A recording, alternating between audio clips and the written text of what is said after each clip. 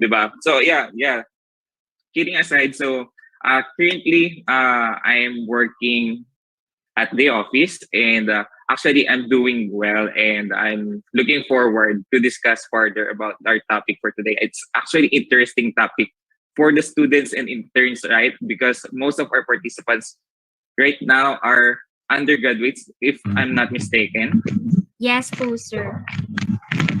Okay. So, nakakatuwa naman kasi I'm seeing young talents and professionals here at the uh, at this kind of talk show, and I'm very interested to talk more about our topic for today.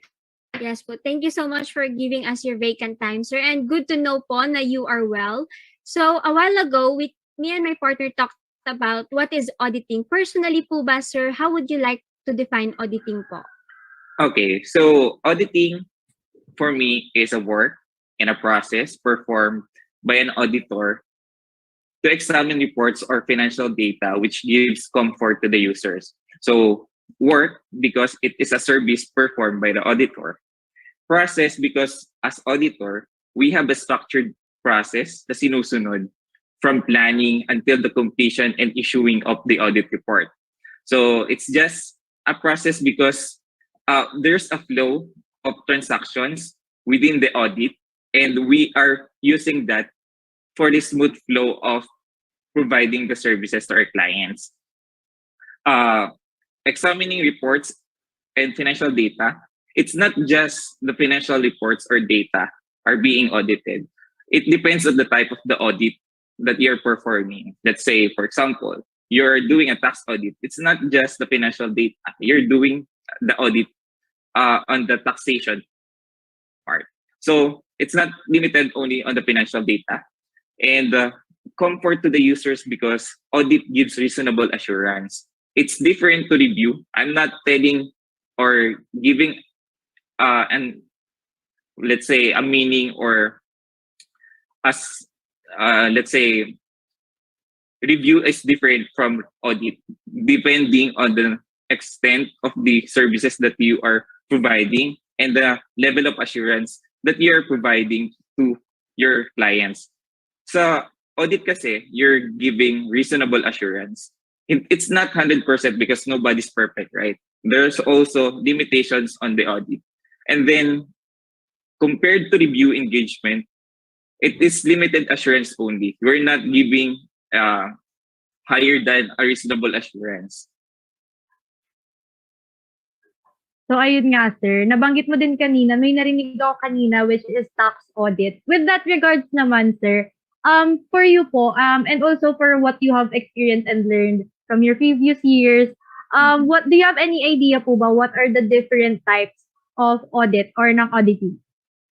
So there are two common types of audit. The first one is internal audit, and the second one is external audit. So it depends on the auditor because internal audit are being performed by internal auditor, meaning you are hiring someone internally to do the audit within the organization. The next one is the external audit, who are providing services or audit services to their clients, and they are considered third-party provider. The reason why external audit is meaning they are coming outside the organization, and it gives more reasonable assurance kasi it lessen the audit risk kasi unang-una independence. So if we are doing the audit within the organization alone, so there is a tendency na may bias within the organization or someone who's doing the audit, right? So compared to the external audit, they're doing independence processes. As we as external auditors, we have independence procedure na we are ensuring our clients and the users of the financial statements that we auditors are independent in doing our engagement to our clients. So just like what I've said before, there are different types pa ng audit depending kung ano yung i-audit natin. Let's say tax audit. So we're doing audit on the taxation part. here in the Philippines, nangyayari to for BIR. They're doing the tax audit because they are issuing letter of audit to the business owners. And then we also have compliance audit for auditing if the companies are compliant. And there is also IT audit to audit softwares if they are effectively designed and working effectively to give reasonable reports and data. Okay po, sir. So, mentioning that types of audit and what they are doing or what are their work, what should auditors, particularly the new or the junior auditors, expect when doing an audit, sir? Okay. So for new auditors, syempre mga new staff to, no? So, ang expectation siguro for them is first one, they do the field works, right? So we as external auditors, I'm talking about on the external audit side, kasi if it is internal, you're not doing the field work because you're doing the audit internally within the organization. Okay? So for external audit, our expectation for the new or junior auditors is that first one, they do the field work. Syempre, you have a lot of clients in different area. And here in the Philippines, hindi ganun kaganda yung mga record keeping ng mga clients natin. And they are keeping hard copies instead of having soft copies and filing it in somewhere in their laptops na kahit kailan or kahit saan pwede nilang i-provide. Nakakalungkot lang din that during this pandemic, hindi na to nangyayari kasi nga the risk of being involved to the COVID cases is too high as of the moment. Pero magandang experience din that you are doing field work kasi you are exploring different areas outside your organization. The second one is answer client's concern. So most of the time kasi, syempre as junior associate, mas maraming time yung naka-budget for you compared to the higher level of employee in the firm. For example, kung ako manager, I am scheduled or budgeted for 10 hours per engagement. So for the new staff or for junior auditors, mostly sila yung laging nandun sa client at nandun sa field work. So mas maraming time yung naka-allot para sa kanila. So dahil doon, sila yung laging nakaharap sa ating mga kliyente. And sila yung laging tatanungin ng ating mga kliyente on the first hand. At syempre, as auditor, you are representing your firm and you are answering questions or concerns of your clients. So tsaka nyo na lang i-communicate yung questions or concerns sa mga partners or managers nyo if hindi talaga kayo sigurado. So the third one is work with professional skepticism. So it's a very general expectation for auditors that they keep being professional all throughout the engagement. Kasi kagaya nga na sinasabi ko, you are representing your firm and you are doing audit. Kasi meaning of professional skepticism is you are doing the audit na hindi ka nakaka-offend ng clients and you are getting the procedure or dumidiskarte ka sa tamang paraan na hindi nawawala yung pagiging professional natin. At the same time, hindi nababahiran ng masama yung relationship natin with our clients. Siguro the fourth one is you will be doing most of the substantive testing. So syempre sabi ko nga, kayo yung nasa field work, so yung mga junior auditors, sila yung maraming time kasi they're doing most of the testing. So sila yung magbabouch, sila yung send ng confirmation letter, sila yung magte-tracing, sila yung gagawa ng mga inventory observation, so and so on. So ayun. And then constant communication with clients. So for any concerns and issues that noted, most of the time, yung staff muna or yung junior auditor natin yung nagko-communicate sa mga clients. And then if they don't know the answers or they have very complex issues na kailangan mo nang resolve within the team, so pwede muna nilang i-communicate within the team or for example the partner or the manager before sending their concerns or issues to the clients.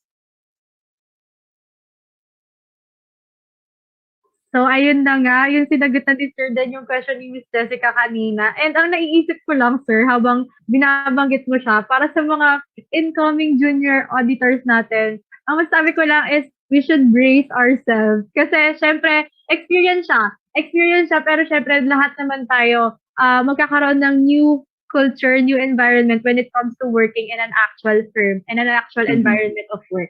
So, sir, ano lang to, personal question lang, sir. When it comes to that naman po, syempre naging junior auditor din kayo when your earlier years, professional earlier years po. So, for you naman, sir, na-culture shock ka ba? Or nakaramdam ka ba ng mga pagkabigla, pagka-pressure, na nung mga times po na bago ka pa lang sa professional life? Yeah. Actually, in terms of culture shock, siguro, hindi naman siya mawawala kasi syempre I started working in an auditing firm and that's my first work.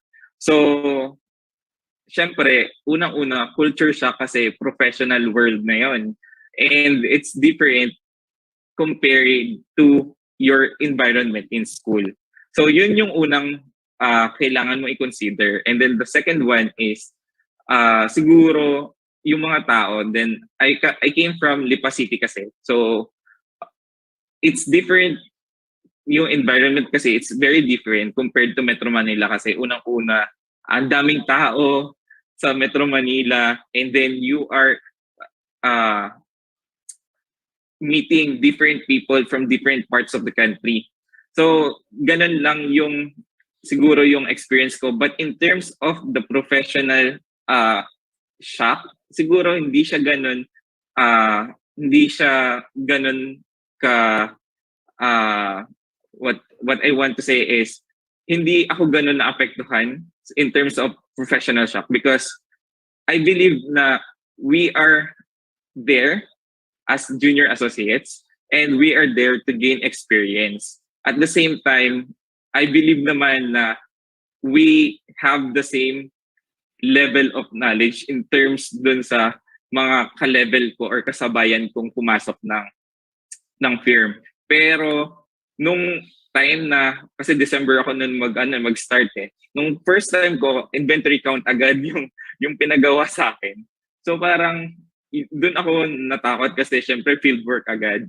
So ma-experience nyo din yun pag nasa audit na kayo, pag this season kayo pupunta and mag-start ng audit. Ayun, so maganda experience din kasi wala akong idea kung paano pumunta doon, tapos ikaw lang. So, syempre, mahal ng taxi, di ba? So, mag-adjust din tayo sa mga ganong bagay. Tama ka, sir. And galing sa province. And kapag Manila talaga, grabe na yung rate.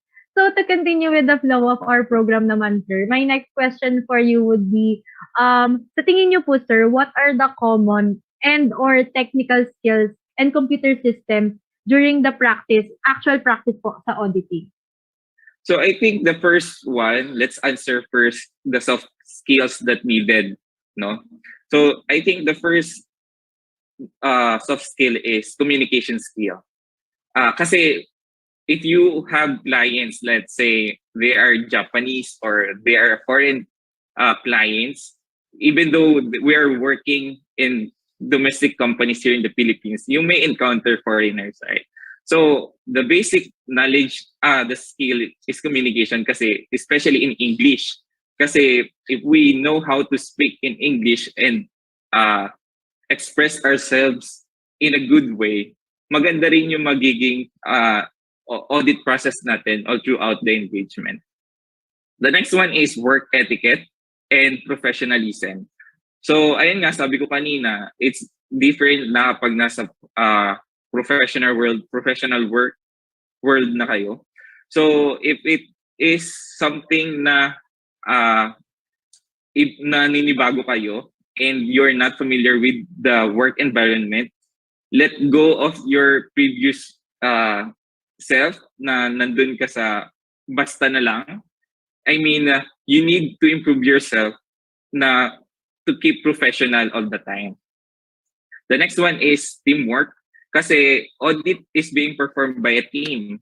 So you have associates, senior associates, manager, and partner. So you have team meetings, you have time to discuss all the concerns during the audit. So you need to acquire your good teamwork ability. And then the next one is resourceful. Kasi hindi lahat ng bagay ibibigay sa'yo. Unlike nung college tayo na lahat tuturo ng teacher. So ngayon, kapag nasa audit ka na, so ikaw na bahalang dumiskarte kung paano mo i-audit ng isang bagay. So the next one is technical skills. So for technical skill, we have standards that we're following in audit. Una, syempre, GAAP and GAAS and GAAS for international market, and then we have PSA here in the Philippines. So you should know how it works, and you should be aware din kung ano yung mga standards na to. At syempre, yung financial reporting standards natin na PFRS and PAS here in the Philippines. At the same time for US GAAP and IFRS for different countries. And then computer knowledge siguro, the basic thing that I can recommend is you should know how to use Word or Microsoft Word. You should know how to use Microsoft Excel. Kasi syempre, dyan mostly yung mga financial data na data ginagawa. And then next is you should know how to use email and Google. Ayan, sir. Tapos na ata si sir. And di naman siya ganun kadami. And of course, yung iba naman natuturo na siya. And of course, yung iba, parang ingrown na siya sa atin as a person and as a human. Parang ano na siya, common sense na dapat alam natin when working in a professional world. So, Miss Jessica, may questions ka pa kay sir? Yes po. At agree po ako dun sa sinabi ni sir na hindi lahat ng bagay binibigay ng libre. Minsan, kailangan mo ding maging independent, lalo na pag professional ka na or graduate ka na. So, for the next question po, sir, ano-ano po yung mga auditing principles or concepts na mostly applied po in actual work talaga? Okay. So, it actually depends on the industries that you're working on and the complexity of the clients that you're working on. Pero in basic or the general knowledge or principle that you will be using as auditor, just like what I mentioned before, is unang-una is the generally accepted auditing standards. And yung dito sa Philippines, we have the Philippine Standards on Auditing or PSA.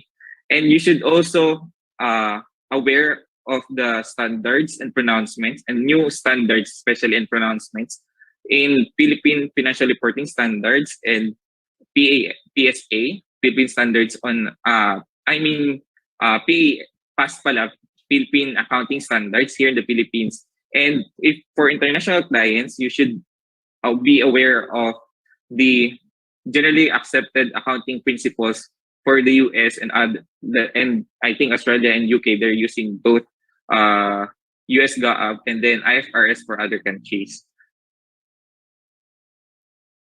So for the next question naman, sir, since nasagot mo na din yung question ni Ms. Jessica, I have a question for you, sir. Sa tingin mo, sir, syempre sa lahat ng work, meron tayong misconception. Sa lahat po ng types ng work. Sa tingin niyo, sir, what are the misconceptions when it comes to auditing naman po? Okay. For misconceptions, I think the first one is auditors are there to only find errors of the employee. Diba? Parang minsan, if for example, I am the accounting manager of the organization, minsan ang tingin nila sa akin, sa mga auditors, ang tingin ko sa auditor is they are here to find mistakes on my report, di ba? So, nawawala yung function talaga ni auditor on my end as accounting manager na that the auditors are here not to find mistakes or error. They are here just to find supporting documents, do their procedures, and inquire for something that they need. So yun yung unang misconception doon. So kaya minsan yung mga tao sa accounting ng mga iba't ibang organization, they are very intimidated pag nandyan na yung mga auditors.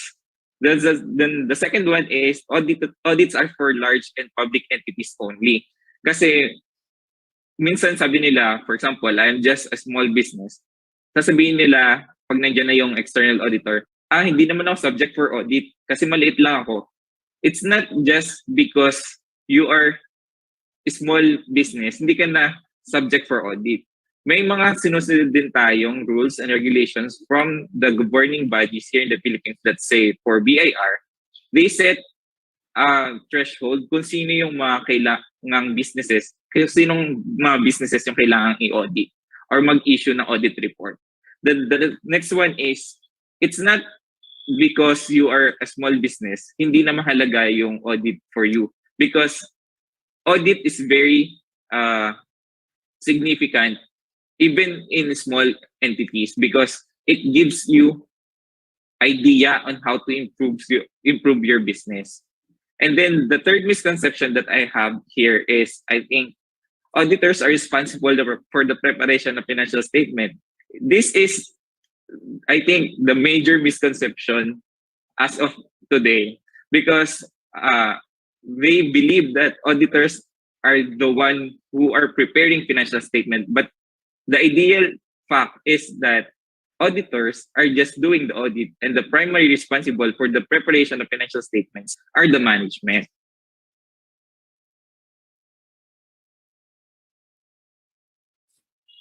Okay po, sir. So, for that question follow po, sir, sometimes po, yung mga students na-overwhelmed po sa topic regarding auditing. Para sa'yo po ba, sir, what is the normal reason behind po dito? Bakit po sila na-overwhelmed? Siguro, one of the major reason is they already have the idea outside the school. Now, for example, they have friends or relatives that working in auditing firm. So, minsan, na-change yung mindset nila na instead of working the same way na meron sila sa ibang subjects, nababago yun when it comes to audit kasi may napagkwento sa kanila. For example na, sa audit, we're working outside working hours. We're doing OT all the time, especially during busy season. So, yung mindset na nila pagdating sa audit, natatakot na sila. And then the second one is, maybe they are not comfortable yet on their knowledge on the basic accounting or the practical accounting they have previously during their first to third year in college. Kaya anong nangyayari? Ang naiisip na nila, how can they do the audit or how they can correct something na hindi naman nila alam at the first place? So I think that's the reasons why they are overwhelmed by topic auditing. So, connecting naman din, sir, sa sinabi mo din kanina. Sinabi mo kanina na, syempre, students yung mga na-overwhelm when it comes to auditing. Di pa nila na-experience yung actual. And the subject itself pa lang yung nakikita nila. And sir, I think you're still young for your age. And I think naalala mo pa din yung mga college life days mo. So, this is just a personal question, sir. Since ang mga viewers natin mainly is puro mga college students waiting for graduation or is still in the middle of their undergraduate courses, which is accountancy. Ayun po, sir. So, can you share us your experience when it comes to your college life naman po, sir? And also, since madaming now overwhelmed po when it comes to auditing and other accounting subjects, can you share us your routine, sir, nung mga college life mo pa na pwede nilang ma-apply sa sarili nila if ever? So, sa akin kasi, nung college days ko, as far as I can remember, it's 6 years ago already. So, ayan. I am a maintenance student before. So, I allot 2 hours a day to work para sa tuition fee ko. And then, every day yun. So, I'm working, I think, 7 to 9 p.m. during weekdays. And I think, as far as I can remember, 8 a.m. to 1 p.m. during weekdays naman. So, during those time, kapag kasi nag-work ako, sinasabay ko rin minsan pag may vacant ako yung pag-aaral. Para ang ayaw ko kasi darating sa amin sa bahay na meron pa akong kailangang intindihin.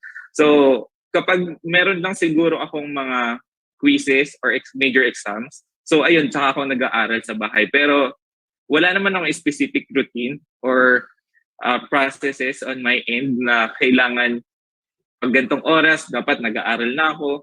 Sa akin kasi, nandun ako sa, I'm balancing my social life as well and being a student. Kasi hindi ko rin naman talaga alam before kung anong gusto ko. I'm not actually looking to be a auditor someday when I was in college. So I decided na, sige, go lang basta makapasa. So, yung nangyayari sa akin, so I am pushing myself na makapasa and ayaw kasi bumagsak dahil syempre scholar tayo. So, ayun. So, hanggang sa nakapasa na ako and then I need to get job and most of my classmates are going to Manila. So, I decided to work in Metro Manila na din. So for the next naman question, sir, since ayun nga, na-connect na natin siya when it comes to as a subject and as a professional, as a profession, yung auditing. Mhm. So sir, ito naman yung tanong ko. Sa tingin niyo po, ano po yung pinagkaiba ng actual auditing as a profession and auditing as a subject that was introduced in schools in terms of the processes used? Okay. I think the audit that the audit na tinuturo dun sa school, medyo basic and general siya. Kasi sabi ko nga kanina, yung audit kasi or the way we audit a specific engagement depends din kung ano yung industry nito, ano yung complexity, ano yung level ng business na in-audit natin. Pero yung sa school kasi, medyo general siya. Especially the procedures na tinuturo nila or yung mga procedures na meron tayo sa libro. It's general per account. For example, cash. So medyo general 'yon. Hindi natuturo syempre yung actual practice dun sa school. And syempre yung documents din. So hindi natin nakikita yung mga actual documents sa school. Let's say for example, yung mga bank statements or mga letters, kung ano ba talaga yung itsura ng confirmation letter. Actually, meron tayong mga draft or meron tayong mga samples sa mga schools. Pero the actual practice, it's a very far different compared to the school. And then siguro, yung isa pa ditong difference is the risk assessment. Kasi unang-una, sa school, hindi na-experience ng staff na sila talaga yung mag-a-assess ng risk. Pero sa actual practice, minsan we involve our staff para pagdating nila senior level, they already know how to assess the risk of our clients. Okay po, sir. So to connect with that question and answer of yours, sir, what is the hardest problem that you have faced during your auditing career, or na-consider mo po ba, sir, na mag-change ng career? So I think the hardest is when I was in SGB before. So syempre, I believe naman na SGB can give me more opportunities if I will stay. So nung na-promote ako as a senior associate, nandun ako sa 50-50 if I'm going to push through for another busy season or I'll be looking for another job outside the firm. So parang ang nangyari nun, since I'm considering financials din kasi hindi naman tayo anak mayaman. So I look for another job and then hindi ako umalis sa audit kasi parang ito yung experience ko, ito na yung alam ko. So I look for another job with a higher pay, pero yung work ko, yung pa din. So I joined and I decided to join outsourcing company who provides auditing services outside the Philippines naman. So I'm supporting US clients. Pero it's hardest kasi I know na if I stay SGB, I think I can have more experience, especially on here in the Philippines kasi I'm exposed on large businesses and sobrang dami ng processes nila na structured na yung process nila